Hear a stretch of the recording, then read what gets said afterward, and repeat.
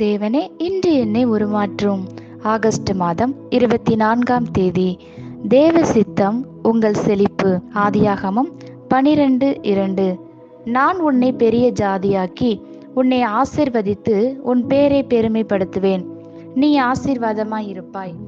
மனிதர்கள் பணம், செல்வாக்கு, சக்தி உடையவர்களாய் இருந்தும் ஆசீர்வாதம் இல்லாமல் போகலாம். ஆசீர்வாதம் என்பது தேவனிடமிருந்து வருவதாகும்.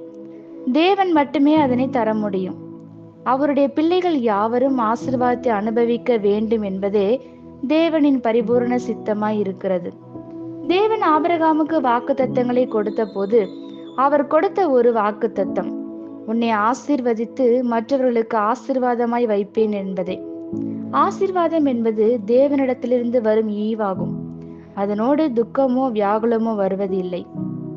எக்காரணத்தை முன்னிட்டும் தேவனுடைய பிள்ளைகளாகிய நீங்கள் வறுமையின் சாபத்திலோ பில்லி சூனிய கட்டுகளினாலோ வேறெந்த பிடியிலும் சிக்கி தவிக்க வேண்டிய அவசியமில்லை.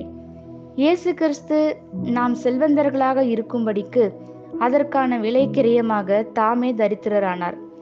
அவருடைய ஏழ்மையினால் நாம் செல்வந்தர்களாக மாறுகிறோம். நம்முடைய எல்லா கடன்களுக்காகவும் அவர் சிலுவையில் கிரயம் செலுத்திவிட்டார். எல்லா சாபத்திற்காகவும் அவர் பிராயச்சித்தம் செய்து விட்டார். நீங்கள் விடுதலை அடைவது இன்று சாத்தியமாகிவிட்டது. பண கஷ்டத்தில் இருப்பீர்கள் என்றால் உங்களின் விசுவாச கரத்தை நீட்டி கிறிஸ்துவுக்குள் உங்களுக்கே உரித்தான ஆசீர்வாதங்களை எடுத்துக்கொள்ளுங்கள். தேவனுடைய ஆசீர்வாதங்களை நம் வாழ்வில் கட்டவிழ்க்கக்கூடிய இரு காரியங்கள் என்னவென்றால், கிறிஸ்துவின் உடன்படிக்கை மரணத்தின் மீது கொள்ளும் விசுவாசத்திலும், ஆசீர்வாதத்தை எதிர்பார்த்து கீழ்ப்படுதலோடு கொடுப்பதிலும் உண்மையாய் இருப்பதுதான். விசுவாசம் செழிப்பின் அடித்தளமாய் இருக்கிறது. கொடுத்தல் அறுவடையை பெற்றுக்கொள்ள உங்கள் விதையை விதைக்க செய்கிறது.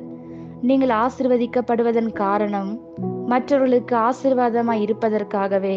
ஆமேன். இந்த வார்த்தைகளினால் நீங்கள் ஆசீர்வதிக்கப்பட்டீர்கள் என்று நாங்கள் நம்புகிறோம்.